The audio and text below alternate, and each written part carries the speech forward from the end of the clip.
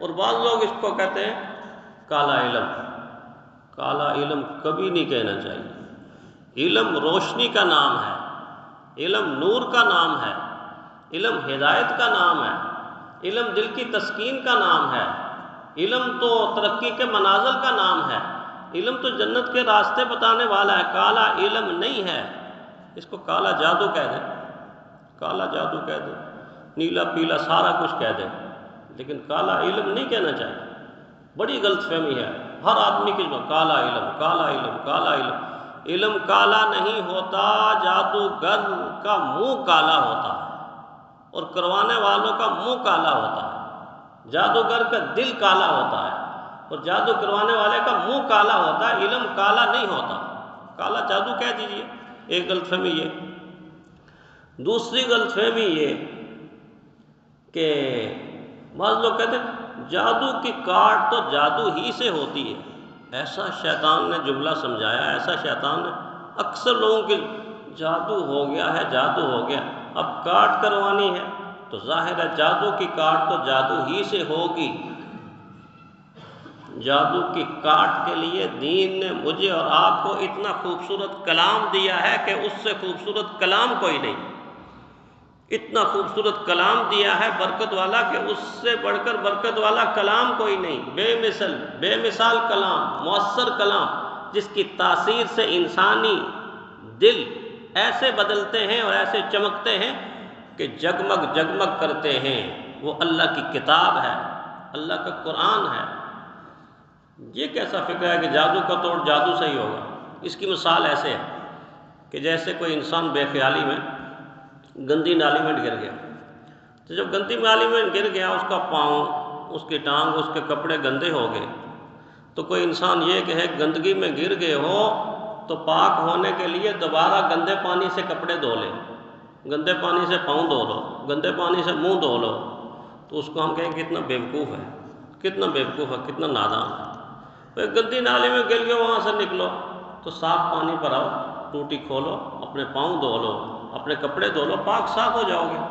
یعنی گندی نالی میں گرنے کے بعد گندے ہی پانی سے اپنا منہ دھو لیں، اپنے کپڑے دھو لیں۔ بالکل اسی طرح وہ انسان جو یہ کہتا ہے کہ جی جادو کا کاٹ جو ہے وہ جادو ہی ہے، غلط ہے۔ گندگی کی کاٹ گندگی نہیں ہوتی، گندگی کی کاٹ پانی سے ہوتی ہے۔ اللہ نے قرآن حکیم جیسی شبنم شبنم شبنم کا پانی تا قیامت مجھے اور آپ کو عطا کیا ہوا ہے کہ اس پانی سے گناہ بھی دھلتے ہیں، میل دھلتی ہے، کچیل دھلتی ہے، حسد دھلتا ہے، بغض دھلتا ہے، کینہ دھلتا ہے، نفرت دھلتی ہے، کفر دھلتا ہے۔ اور 90 سال کا کافر جب کہتا ہے لا الہ الا اللہ محمد الرسول اللہ، تو چمکتا دمکتا ایک ہیرا بن کے، مسلمان بن کے دھرتی کے اوپر آ جاتا ہے۔ تو جادو کی کاٹ جادو نہیں ہے، جادو کی کاٹ اللہ نے قرآن حکیم کے اندر علاج رکھا ہوا ہے۔ سورہ فاتحہ کو ہر بیماری کا علاج بتایا، یقین سے پڑھیں تو صحیح، دم کر کے پئیں تو صحیح۔ اور اسی طرح رحمت عالم صلی اللہ علیہ وسلم کی ذات کے حوالے سے بھی اس مسئلے کو سمجھایا۔ اگر اللہ نہ چاہتے تو رسول اللہ صلی اللہ علیہ وسلم پر جادو کا اثر کیسے ہو سکتا تھا؟ امام الانبیاء ہیں، محبوب کبریا ہیں۔ مقصد یہ تھا کہ اس بیماری کا علاج امت جب کرے گی تو پتہ ہوگا کہ رحمت عالم صلی اللہ علیہ وسلم پر جب یہودیوں نے یہ عمل کیا تو حضور صلی اللہ علیہ وسلم کو تکلیف ہوئی، تو اللہ تعالیٰ نے کس طرف متوجہ کیا؟ جبرائیل امین نے کیا کہا؟ آخری 2 صورتوں کو نازل فرمایا، سورہ ناس کو نازل فرمایا، سورہ فلق کو نازل فرمایا۔ ان 2 صورتوں کے اندر مؤثر ترین توڑ ہے جادو کے فن کا، جادو کی نحوست کا۔ شرط یہ ہے کہ کوئی اس انداز سے پڑھے تو صحیح، سیکھے تو صحیح، سمجھے تو صحیح۔ رٹی رٹائی چیزوں سے فائدہ حاصل نہیں ہوتا کہ جب تک شعوری طور پر کسی چیز کے اندر گہرائی کی نظر دیکھ کر اخلاص کے ساتھ اللہ کی طرف متوجہ ہو کے جب تک نہ کی جائے، اس وقت تک پھر جنتر منتر ہی رہے گا۔ وہ قرآن بھی پڑھے گا تو معاذ اللہ جنتر منتر ہی ہوگا۔ شعوری طور پر دیکھیں، اللہ نے ان 2 صورتوں کے اندر بیماریوں کا علاج رکھا ہے، جادو کی نحوست کا بھی علاج رکھا ہے۔ سورہ بقرہ کی آخری آیات کے اندر اللہ نے علاج رکھا ہے۔ اسی طرح آیت الکرسی ہے، مؤثر ترین آیت ہے، مؤثر ترین آیت ہے۔ جادو کا اثر ہو یا جنات کی نحوست ہو، آیت الکرسی سے بڑی آیت اور بہتر آیت اور آپ کو کوئی نہیں ملے گی۔ یہ قرآن حکیم بتاتا ہے اس کی فضیلت کے اندر، پیارے پیغمبر صلی اللہ علیہ وسلم بتاتے ہیں اس کی فضیلت کے اندر۔ علماء نے لوگوں کی آسانی کے لیے ایک چھوٹی سی بک، کتابچہ چھاپا ہوا ہے جس کو ہم منزل کہتے ہیں۔ منزل اکثر لوگوں کو پتہ ہے کہ اس کے اندر قرآن حکیم کی مختصر آیات، جو آدمی اس منزل کو 5 منٹ لگتے ہیں یا 10 منٹ لگتے ہیں پڑھ کر پانی پر دم کر کے پی لے، ان جادوگروں کی نحوستوں سے چھوٹ جائے، یہ علاج ہے۔ تو میں عرض یہ کر رہا تھا، یہ کفریہ اعمال ہیں، کفریہ اعمال۔ کیوں؟ اس میں جو لوگ کرتے ہیں وہ لوگ سب سے پہلے غیر اللہ سے مدد مانگتے ہیں، کہیں جنات سے مدد مانگتے ہیں اور کہیں ارواح سے مدد مانگتے ہیں، کہیں فرشتوں سے مدد اس طرح کی مدد مانگتے ہیں۔ پہلے جملے سے ہی ایمان کی دولت سے محروم ہو کے کفر کی وادیوں میں چلے جاتے ہیں۔ جو انسان اللہ کو چھوڑ کے غیر اللہ سے مدد مانگتا ہے، اس سے بڑا شرک کیا ہے؟ اتنے گناہونے کاموں کے اندر یہ لوگ ملوث ہوتے ہیں، ان کا ملوث ہونا اتنا حیران کن اور تعجب والا نہیں ہے جتنا پڑھے لکھے لوگوں کا ان کے قدموں کے اندر بیٹھنا حیران کن اور تعجب کی بات ہے۔ اس پڑھی لکھی دنیا کے اندر مرد کیا اور خواتین کیا، لائنیں لگی ہوئی ہیں جعلی عاملوں کے پاس، جعلی جادوگروں کے پاس، کاہنوں کے پاس، نجومیوں کے پاس، اور وہاں جا کے کیا بربادی حاصل کرتے ہیں۔ عقیدہ بھی برباد، ایمان بھی برباد، پیسہ بھی برباد، سکون بھی برباد، عبادت بھی برباد، عزت بھی برباد، بلکہ دنیا بھی برباد اور آخرت بھی برباد۔ سب کچھ لٹا کے آتے ہیں اور پیسے بھی خرچ کر کے آتے ہیں۔ وہ لوگ جن برے اعمال کا ارتکاب کرتے ہیں، انسان سن کر، مومن سنتا ہے تو رونگٹے کھڑے ہو جاتے ہیں، قرآن حکیم کی آیات کو الٹا لکھتے ہیں۔ حرام خون یا حرام پرندوں کا خون، بعض وقت الو کے خون سے تعویذ لکھیں گے۔ اللہ کے بندے، تجھ سے بڑا الو کوئی ہے؟ تو سب سے بڑا الو ہے جو دنیا کو نقصان دینے کے لیے اپنا فریب اور شعبدہ بازی اور مکاری چند پیسوں کی خاطر تو کر رہا ہے، تجھ سے بڑا الو اور کوئی ہے نہیں۔ لیکن وہ بیٹھا ہوا الو ہے اور پڑھے لکھے لوگوں کو اور خواتین کو الو بنا رہا ہے۔ الو کے خون سے تعویذ لکھوں گا، میڈم جی آپ کا خامد الو بن جائے گا۔ خامد کو الو بنوانے کے لیے خواتین ہزاروں نہیں لاکھوں روپیہ خرچ کر کے آ کے بتاتی ہیں، امام صاحب وہاں گئی تھی تو یہ کہا تھا تو اتنے پیسے ہم دے کے آئیں گے، بہت اچھا کیا ماشاءاللہ۔ حرام کی کمائی ہمیشہ حرام کے راستوں پر استعمال ہوتی ہے، حرام کی کمائی ہمیشہ حرام کے راستوں پر استعمال ہوتی ہے۔ حرام جانوروں کا خون، مرے ہوئے انسانوں کے اعضاء اور ناخن اور بال اور ہڈیوں کو استعمال کر کے قبرستانوں کے اندر بھی انہوں نے اپنی نحوست پھیلا دی، قبرستانوں کے اندر بھی انہوں نے اپنی نحوست پھیلا دی ہے۔ دین کی طرف اگر لوگ آ جائیں تو پھر پتہ چلے کہ ہم کیا کھو رہے ہیں اور کیا پا رہے ہیں، کیا کھو رہے ہیں اور کیا پا رہے ہیں۔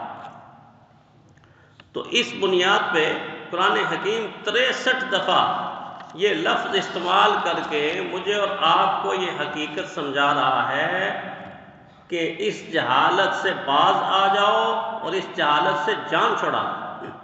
جادو کی بنیاد ہی جہالت پر پڑتی ہے۔ شیخ سعدی رحمۃ اللہ علیہ نے ایک بہت مختصر بات کر کے بات سمجھائی۔